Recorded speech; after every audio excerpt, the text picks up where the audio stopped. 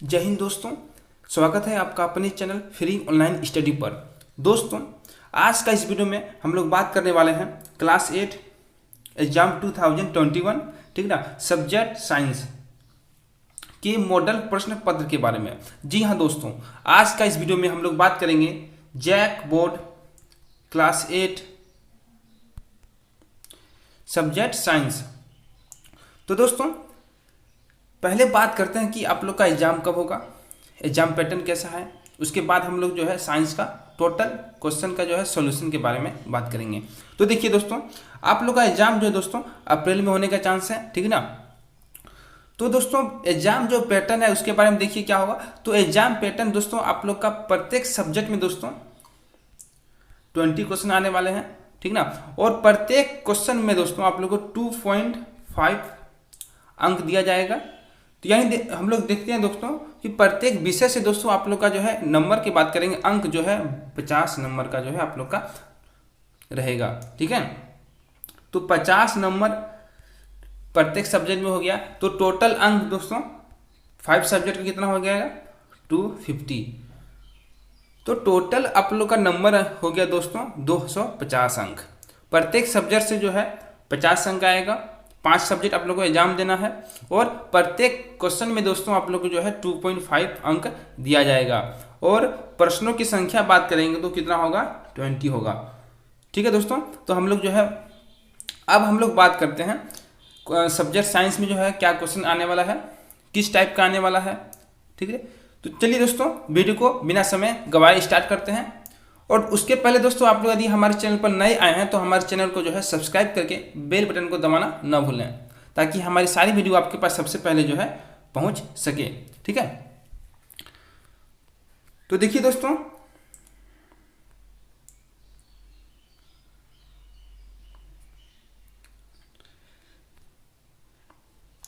Jack ने जो है ऑफिशियली जो है मॉडल सेट पेपर जो है जारी कर दिया है। आप जो है वहाँ जैक के ऑफिशियल वेबसाइट से डाउनलोड कर सकते हैं। यदि आपने नहीं किया है दोस्तों तो मैं इसका लिंक जो है वीडियो के डिस्क्रिप्शन बॉक्स में देने वाला हूँ, आप वहाँ से भी जो है डाउनलोड कर सकते हैं, ठीक है।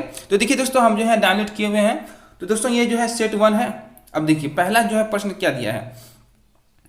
तो दोस्तों पहला जो प्रश्न है वह देखिए, धातुएं सामान्यतः किस रंग की होती है, ठीक है। तो क्वेश्चन दोस्तों पहला क्वेश्चन देख रहे हैं आप। तो पहला ऑप्शन देखते हैं लाल रंग है, दूसरा में है हरा रंग और तीसरा में है पीला रंग और चौथा में जो है भूरा रंग। तो दोस्तों जो धातुएं होते हैं दोस्तों वह जो है भूरे रंग की होती है, ठीक ना। सामान्यतः यानी अधिकतर जो धातु होता है दोस्तों वह जो है भूरे रंग का होता है। तो दोस्तों इसका सही आंसर क्या हो जाएगा, ऑप्शन 4, ठीक है। दोस्तों यहाँ पे नंबर जो है, नंबर पे ध्यान मत दीजिए दोस्तों, नंबर जो है यहाँ 61 से स्टार्ट है, ठीक है ना। आगे दोस्तों जो आपका 3 सब्जेक्ट एक सेट में जो है दोस्तों सारा सब्जेक्ट का जो है मॉडल सेट का क्वेश्चन है। तो दोस्तों हम जो है साइंस का ही सिर्फ इसमें बात करेंगे, और जो बच गया आपका गणित हो गया, सामाजिक विज्ञान हो गया, हिंदी हो गया, इंग्लिश हो गया, इन सब का दोस्तों अगले वीडियो में जो है हम लोग बात करने वाले हैं। अब देखिए उसके बाद दोस्तों हम लोग आगे चलते हैं।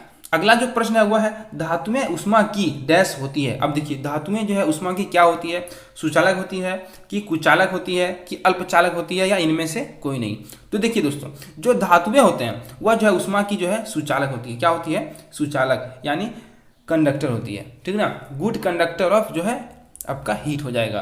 और दोस्तों धातु में जो है विद्युत का भी जो है सुचालक होती है, गुड कंडक्टर ऑफ इलेक्ट्रिसिटी। और बात करते हैं दोस्तों हम अधातु का। तो दोस्तों जो अधातु होता है दोस्तों, अधातु जो होता है दोस्तों वह जो है उष्मा और आपका विद्युत दोनों का जो है क्या होती है, बेड कंडक्टर, नहीं दोस्तों कुचालक होती है, ठीक है। और दोस्तों अल्पचालक का मतलब क्या हुआ, अल्पचालक दोस्तों यह जो है हल्का जो है मतलब कि कुछ कम में दोस्तों चालक होगा, ठीक ना। पूरा अच्छा तरह से जो है इसको हम लोग जो है चालक नहीं कर सकते, मतलब कि कम मात्रा में जो है दोस्तों ये चालन करेगा, विद्युत का भी जो है और उष्मा का भी। अब हम लोग बात करेंगे दोस्तों अगले सवाल पे। अगला सवाल दोस्तों यहाँ आप देख पा रहे हैं, सूक्ष्म जीव कहाँ कहाँ पाए जाते हैं। अब देखिए दोस्तों पहला जो ऑप्शन में है वायु में, दूसरा में है पानी में, तीसरा में है सभी जीवित वस्तुओं में और चौथा में है उपयुक्त सभी जगह पर। तो देखिए दोस्तों जो सूक्ष्म जीव होते हैं दोस्तों, यानी जो छोटे छोटे जो है जीव होते हैं दोस्तों, यह जो है वायु में भी आपका पाए जाते हैं, पानी में भी होगा और सभी जीवित वस्तुओं में भी हो सकता है। तो इसलिए दोस्तों यहाँ पे जो ऑप्शन नंबर जो है 4 जो है क्या होगा, सबसे अच्छा जो है सुटेबल होगा, उपयुक्त सभी, यानी वायु में भी, पानी में भी और सभी जीवित वस्तुओं में, ठीक है। अब हम लोग दोस्तों अगले सवाल पे चलते हैं। अगला सवाल है, कौन सा जीवाणु दूध को दही में बदल देता है। अब देखिए जीवाणु का बात क्या है दोस्तों, यहाँ पे बहुत सारा जीवाणु का नाम दिया गया है, तो कौन जो है दूध को जो है दही में बदल देता है, यानी मिल्क को कन्वर्ट करता है किसमें, आपका जो है कर्ड में यानी दही में। तो दोस्तों पहला जो ऑप्शन है वो है ट्यूबरकुलोसिस, दूसरा है लैक्टोबैसिलस, तीसरा है प्रोटोजोआ और चौथा है पारामीशियम। तो दोस्तों आप लोग को पता होगा दोस्तों कि जो दही में दोस्तों लैक्टिक अम्ल पाया जाता है, ठीक है, तो दोस्तों उसमें जो जीवाणु होता है वो लैक्टोबैसिलस के कारण होता है, ठीक है ना। यही क्या करता है कि दूध को जो है दही में बदल देता है, जिसके कारण दोस्तों उसमें क्या होता है, लैक्टिक अम्ल होता है। याद देखिएगा कौन सा अम्ल होगा, तो लैक्टिक अम्ल होगा, ठीक है। अब दोस्तों अब अगला जो प्रश्न है दोस्तों वह है किशोर अवस्था की उम्र क्या होती है। तो दोस्तों जो किशोरावस्था होता है दोस्तों, ठीक है, तो उसका उम्र के बारे में पूछा गया है। जैसे दोस्तों आप लोग को पता होगा शेषावस्था 0 से 6 होता है, उसके बाद दोस्तों बाल्यावस्था होता है, फिर दोस्तों किशोरावस्था होता है, फिर युवा अवस्था होता है, फिर वैक्स अवस्था होता है, फिर प्रौढ़ावस्था होता है, फिर लास्ट में जो है दोस्तों हम लोग वृद्धावस्था में चले जाते हैं दोस्तों। तो सबका जो है कुछ ना कुछ उम्र जो है निर्धारित किया गया है कि कहाँ से जो है कहाँ तक होगा। तो दोस्तों बात करेंगे किशोरावस्था में दोस्तों यानी टीनेजर्स, तो दोस्तों जो किशोरावस्था की जो उम्र होता है दोस्तों वह जो होगा आपका 10 वर्ष से लेके जो है 19 वर्ष तक, ठीक ना, 10 से लेके 19 तक। कहीं पे दोस्तों आप लोग को 11 से 20 मिल जाएगा, ठीक है, कहीं पे आपको 12 से 18 मिल जाएगा दोस्तों। तो आप लोग दोस्तों 10 से लेके जो 20 तक में कोई भी आप लोग को यदि ऑप्शन मिल रहा है तो दोस्तों आप लोग जो है उसे टिक का निशान दे दीजिएगा, यानी इसको दोस्तों सही मान सकते हैं, ठीक है। यहीं पे यहाँ पे देखिए यहाँ 10 से 19 दिया, कहीं आपको जो है 12 से 18 भी मिल जाएगा, कहीं आपको 11 से लेके जो है 19 तक मिलेगा। तो दोस्तों 10 से लेके जो है आपको 20 तक को जो है याद रखना है, कहीं पे जो है ऑप्शन अलग अलग आ सकता है, ठीक है।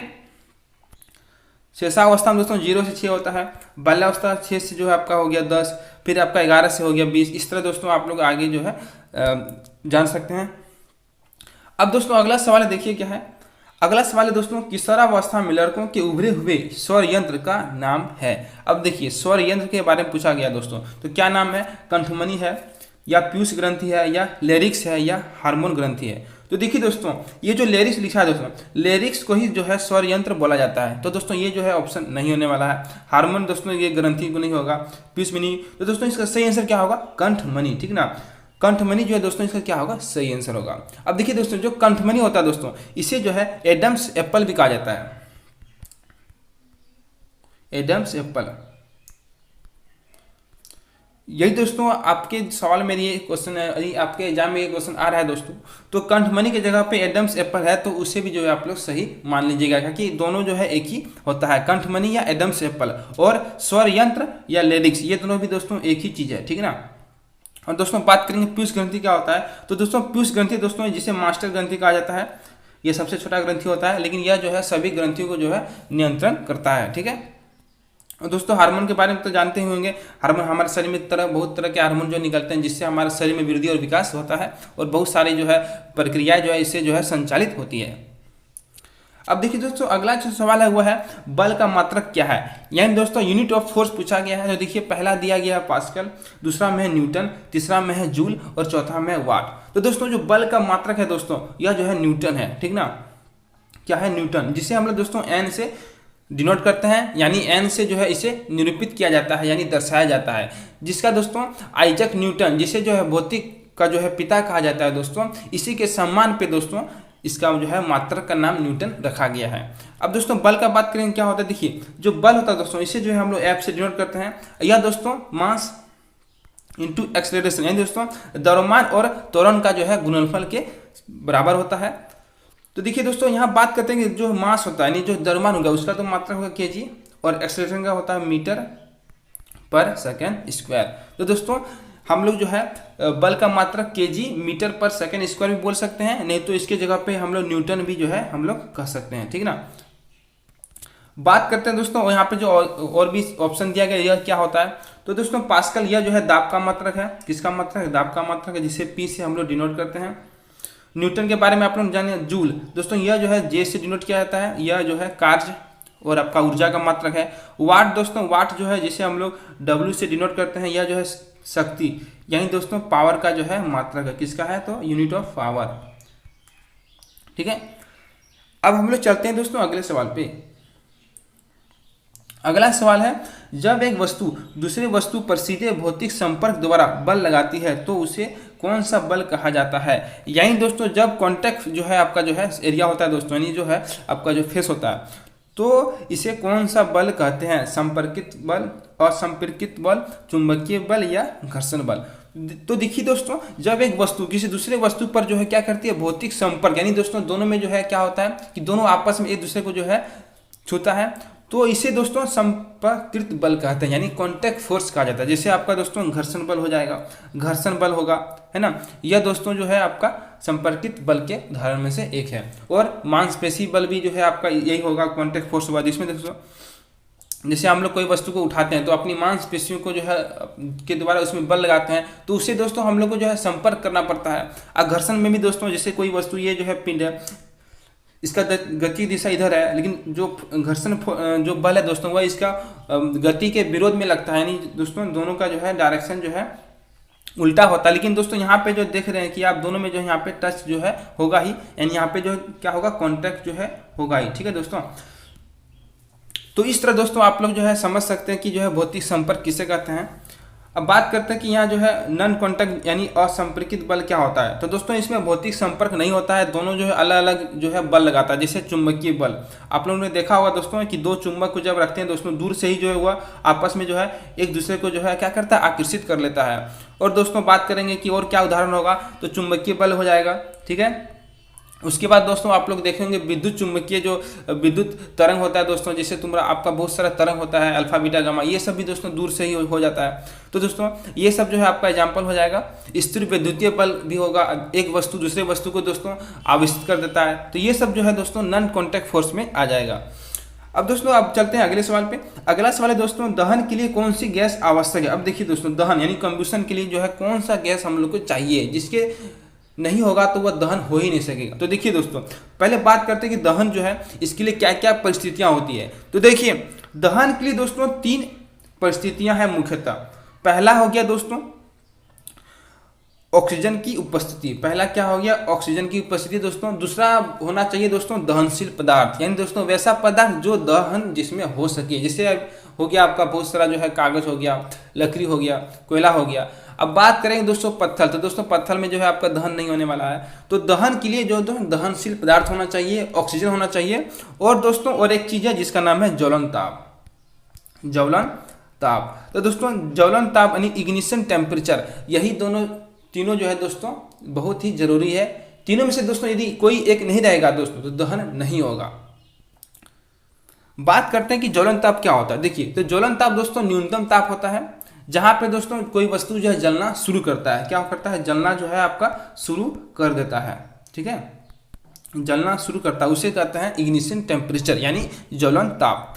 तो दोस्तों आप लोगों ने देखा कि दहन के लिए दोस्तों ऑक्सीजन यानी दोस्तों O2 जो है जरूरी होता है, जिसके जरिए दोस्तों दहन जो है होता है। ठीक है, अब देखिए दोस्तों यहाँ बहुत सारा गैस है। देखिए ये जो कार्बन डाइऑक्साइड दोस्तों, ये जो है CO2 जिसे कहते हैं हम लोग, जो है केमिकल फॉर्मूला है।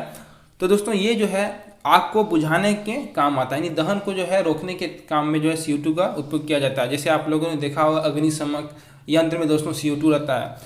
और दोस्तों जो नाइट्रोजन होता है दोस्तों, यह जो है दहन को जो है बहुत अधिक दहन यानी बहुत अधिक आग हो जाता है बढ़ने से रोकता है। ठीक है ना, तो यानी दोस्तों ये आग पर नियंत्रण पाने में जो है यह काबू करने में मदद करता है नाइट्रोजन। ठीक है, और दोस्तों जो CO यहाँ पे देख रहे हैं कार्बन मोनोऑक्साइड यानी दोस्तों CO दोस्तों, यह बहुत ही जो है हानिकारक गैस है। ठीक है ना, जब किसी जो है हम लोग जीवाश्म ईंधन का दहन करते हैं दोस्तों, तो इससे बहुत सारी हानिकारक गैस निकलती है। उसमें से एक जो है कार्बन मोनोऑक्साइड है, जिसे दोस्तों हम लोग को जो है श्वसन की प्रक्रिया में जब अंदर आती है दोस्तों, इससे बहुत सारी जो है बीमारियां उत्पन्न हो जाती है। अब दोस्तों अगला जो सवाल है दोस्तों, यह देखिए क्या है, LPG का पूरा नाम है, यानी फुल फॉर्म पूछा गया है दोस्तों LPG का। तो क्या होगा दोस्तों, क्या क्या दिया है देख लेते हैं। देखिए पहला दिया गया low pressure gas, loaded pressure gas, liquefied petroleum gas, इनमें से कोई नहीं। तो दोस्तों यहाँ पे जो है सही आंसर क्या होगा, लिक्विफाइड पेट्रोलियम गैस यानी LPG, जिसे दोस्तों द्रवित संपीड़ित आप लोग जो है गैस कह सकते हैं। ठीक है, और दोस्तों एक होता है CNG, इसी भी दोस्तों आप लोग याद रखिएगा, हो सकता है कि एग्जाम में ये पूछ दे। तो CNG क्या हुआ दोस्तों, कॉम्प्रेस्ड नेचुरल गैस, यानी दोस्तों संपीड़ित प्राकृतिक गैस। इसका क्या होगा दोस्तों, इसका लिक्विड पेट्रोलियम गैस होगा, ठीक है ना, लिक्विड यानी द्रवित। बात करेंगे दोस्तों यहाँ पे जो है आप लोग का अगले सवाल पे। तो अगला सवाल क्या है देखिए, जो जंतु अपने जैसे शिशु को जन्म देते हैं उन्हें क्या कहते हैं। तो देखिए उन्हें क्या कहते हैं, जरायु कहते हैं कि अंड प्रजक कहते हैं कि शिशु प्रजक कहते हैं कि अंडा यूज कहते हैं। तो देखिए दोस्तों, जो शिशु जो है को जन्म देते हैं अपने जैसे, तो दोस्तों उसे जरायु कहते हैं, ठीक है। तो ऑप्शन नंबर दोस्तों ए जो है इसका क्या होगा, सही आंसर हो जाएगा। और दोस्तों यदि बात करें कि अंड प्रजक क्या होता है दोस्तों, तो जो अंडा देता है उसे जो है अंड प्रजक कहा जाता है, ठीक ना। अब दोस्तों अगला सवाल पे चलते हैं। अगला सवाल है दोस्तों, हाइड्रा का अलैंगिक जनन क्या कहलाता है। अब देखिए हाइड्रा दोस्तों आप लोगों को पता होगा कि क्या है, यह भी जो है दोस्तों जीव है। तो इसमें दोस्तों अलैंगिक जनन होता है, दो तरह का जनन होता है दोस्तों, एक होता है लैंगिक, एक होता है अलैंगिक। जिसमें नर और मादा दोनों भाग लेता है उसे हम लोग लैंगिक कहते हैं, लैंगिक। और जिसमें दोनों में से एक कोई भागीदारी होता है दोस्तों उसे जो हम लोग अलैंगिक कहते हैं, ठीक है। तो दोस्तों हाइड्रा में दोस्तों क्या होता है, मुकुलन होता है, ठीक है। हाइड्रा में क्या होता है, मुकुलन। इसमें क्या होता है दोस्तों, जो हाइड्रा का जो शरीर होता है दोस्तों उसमें से जो है कुछ बाहर उभरे हुआ निकल जाता है जिसे हम लोग मुकुल कहते हैं। वही दोस्तों आगे जाके बड़ा होता है और हाइड्रा से जो है वह टूट के अलग हो जाता है और फिर जो है एक नया जीव वहाँ से जो है आपका जन्म हो जाता है, ठीक है। बात करें दोस्तों द्विखंडन क्या है, तो द्विखंडन में दोस्तों दो भागों में जो है जीव का शरीर बढ़ जाता है, जिसमें अमीमा जो है इसका एक उदाहरण हो गया। अमीमा में दोस्तों इसमें भी जो है दो भाग में जो है टूट के हो जाता है, ठीक है। और दोनों में से दोस्तों फिर दोनों अलग अलग जीव होता है, फिर दोनों टूटता है, फिर ये दोनों टूटता है। इस तरह दोस्तों उसमें जो है जनन होता है। यहाँ पे दोस्तों बहुखंडन है दोस्तों, बहुखंडन में एक जो जीव है वह बहुत सारे खंड में जो है अलग हो जाता है। जैसे यहाँ दोस्तों आप लोग देख पा रहे हैं, एक जो है ऐसे ऐसे करके दोस्तों जो है बहुत सारा अलग इसमें हो जाता है। अब दोस्तों अगला प्रश्न देखते हैं क्या है। अगला है, वे वस्तुएं जो प्रकाश उत्सर्जित करती है क्या कहलाती है। तो देखिए दोस्तों, जो वस्तु प्रकाश उत्सर्जित मतलब क्या हुआ, उत्सर्जन यानी बाहर निकल रहा है, यानी प्रकाश जिसे दोस्तों जो बाहर निकलता है दोस्तों उसको हम लोग क्या कहेंगे। तो दोस्तों यहाँ पे देखिए पहला ऑप्शन में क्या है, पहला में है प्रदीप्त, दूसरा में है अप्रदीप्त, तीसरा में है प्रकाश पुंज और इनमें से कोई नहीं। तो दोस्तों जो सही आंसर होगा दोस्तों वह होगा प्रदीप्त,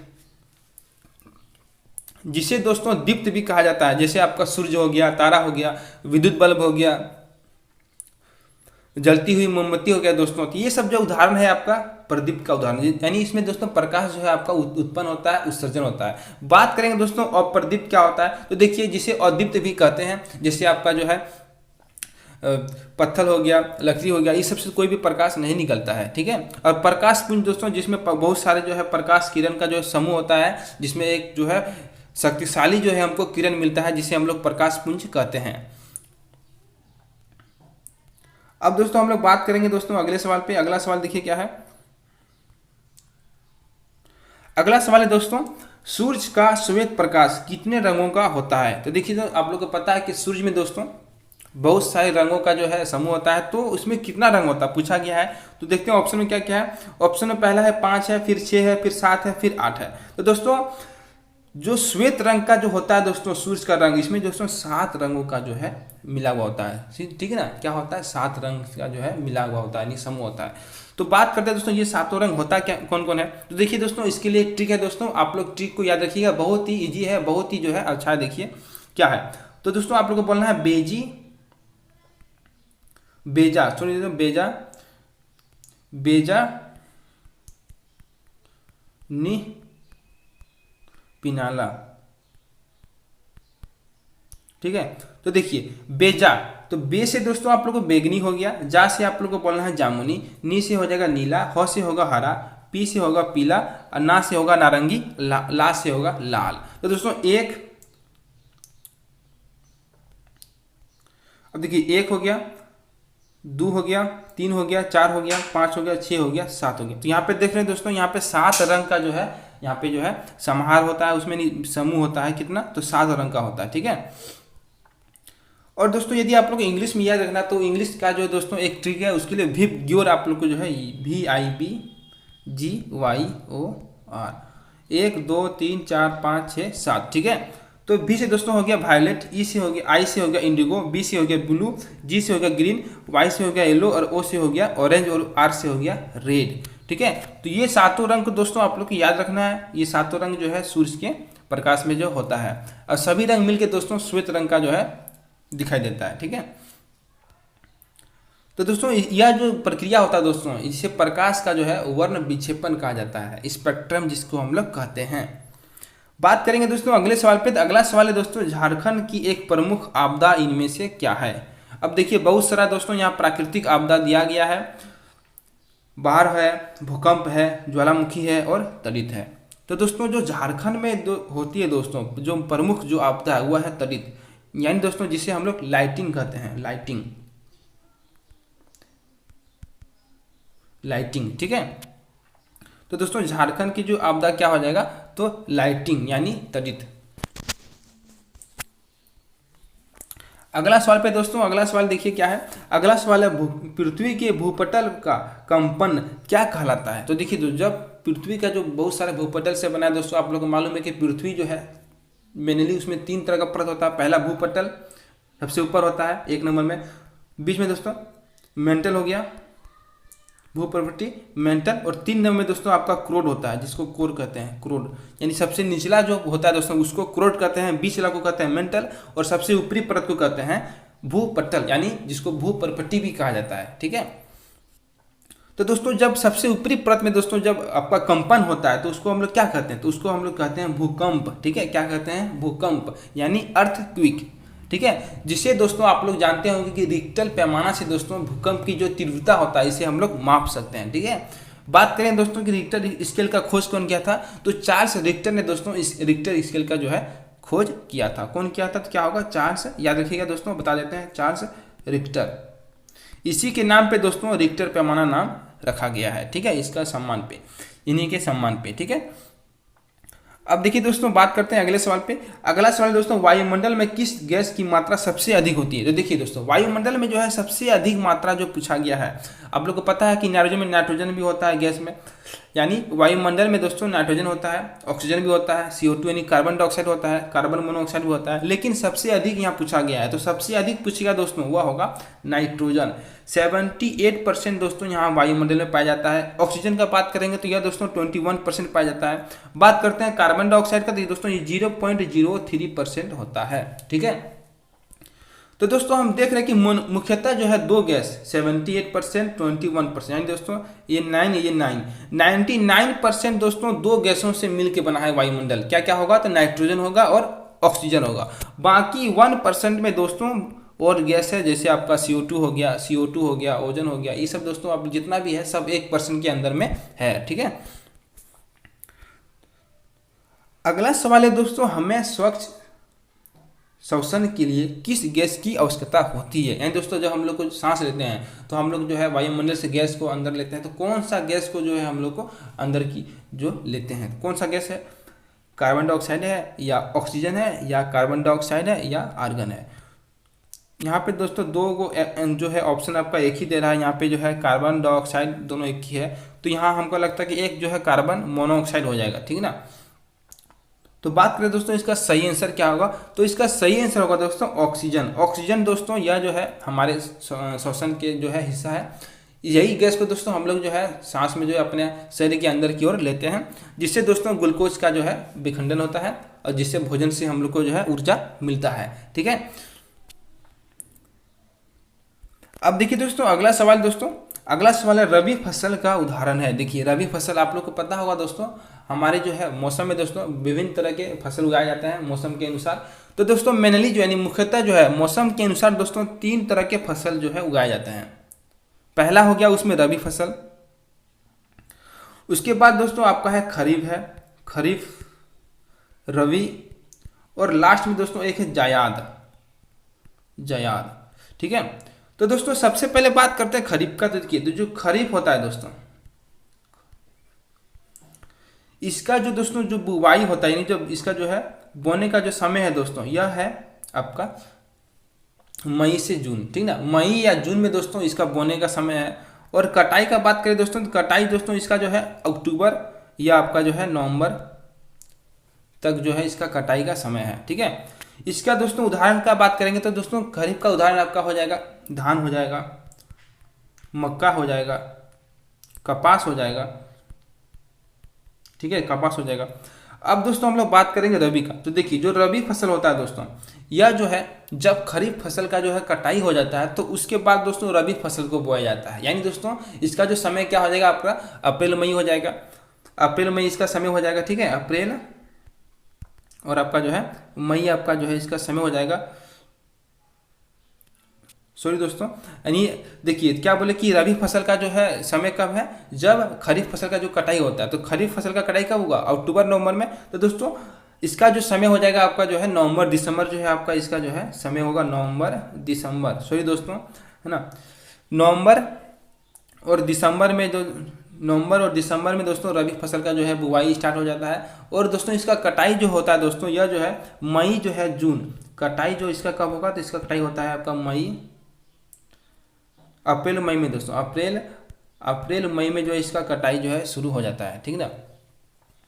इसका उदाहरण क्या होगा दोस्तों, इसका उदाहरण हो जाएगा आपका गेहूं हो जाएगा, गेहूं होगा आपका, सरसों होगा, मटर होगा। ये सब जो है दोस्तों मुख्यतः जो है रबी फसल का उदाहरण है। बात करेंगे दोस्तों जायद का क्या होगा। तो दोस्तों जायद जो है दोस्तों यह जो है आपका अप्रैल मई में जो है इसको बोया जाता है ना। ये बहुत कम समय के लिए होता है दोस्तों, जैसे आपका दलहन तिलहन जो हो गया, साग सब्जी हो गया, ये सब जायद का जो है उदाहरण है, ठीक है। तो दोस्तों यहाँ बात क्या गया रबी फसल का। तो देखिए जो रबी फसल दोस्तों, धान तो दोस्तों आप बताए ये खरीफ का है, मकई भी दोस्तों खरीफ है, और सोयाबीन भी दोस्तों ये भी जो है खरीफ है, ठीक ना। कोई का है तो खरीफ फसल का जो है उदाहरण है। तो यहाँ पे दोस्तों हम लोग देख रहे हैं कि गेहूं जो है यह क्या है, यह रबी फसल का उदाहरण है, ठीक है। अब दोस्तों आज का जो है दोस्तों अंतिम प्रश्न है, ठीक ना। सूर्य का सबसे बड़ा ग्रह है। तो देखिए यहाँ पे दिया गया पृथ्वी, फिर है बुध, फिर है बृहस्पति और लास्ट में है शुक्र। तो दोस्तों जो सूर्य का सबसे बड़ा ग्रह जो है वह है बृहस्पति। क्या है, बृहस्पति, ठीक है। बृहस्पति दोस्तों सबसे बड़ा है। बात करेंगे यदि एग्जाम में पूछा जाएगा कि सबसे छोटा ग्रह क्या है, तो सबसे छोटा ग्रह होगा बुध, ठीक है। बुध सबसे छोटा होगा दोस्तों, बृहस्पति जो है सबसे बड़ा हो जाएगा, छोटा। ये जो है दोस्तों ये जो है सबसे बड़ा है, ठीक है। अब देखिए दोस्तों जो पृथ्वी है दोस्तों, इसे जो है नीला ग्रह कहा जाता है, जहाँ पे जीवन संभव है और हम लोग जो है पृथ्वी ग्रह में ही रहते हैं। बुध दोस्तों यह छोटा ग्रह है, बृहस्पति यह बड़ा है, और शुक्र दोस्तों जी यह जो है सबसे जो है गर्म ग्रह है। और पृथ्वी का दोस्तों, पृथ्वी का जो है यह जो है जुड़वा ग्रह इसके कहा जाता है। इसे दोस्तों पृथ्वी की जुड़वा बहन है ना, भोर का तारा, सांझ का तारा, इसे जो है कहा जाता है। तो दोस्तों आप लोगों ने देखा कि आज हम लोग इस वीडियो